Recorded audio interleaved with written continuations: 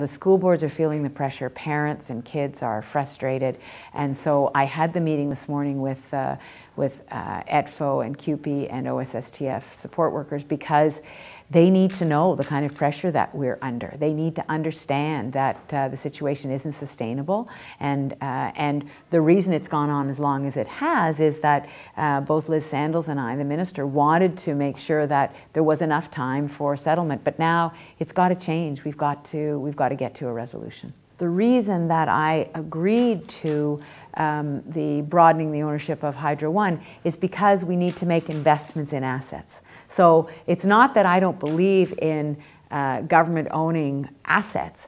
What I believe in is having the right assets at the right time in our history. And so putting in place the protections that we need to in terms of the electricity system in the province, at the same time leveraging HydroOne so that we can make investments in the new assets that we need.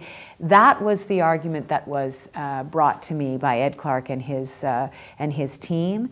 You know, what they said was, you need to make these investments in infrastructure. Well, if you're going to do that, then part of that can be part of that can be the leveraging of assets, and the best way to do that is HydroOne. Because remember, what we're doing is we're retaining 40% ownership of HydroOne.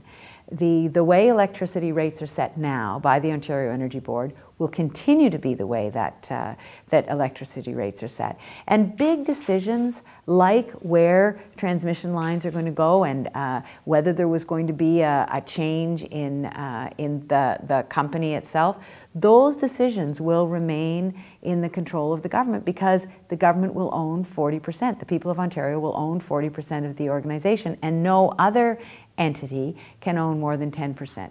So we put those protections in place precisely because I believe in the public good, and precisely because I think that our electricity system has to be handled very carefully.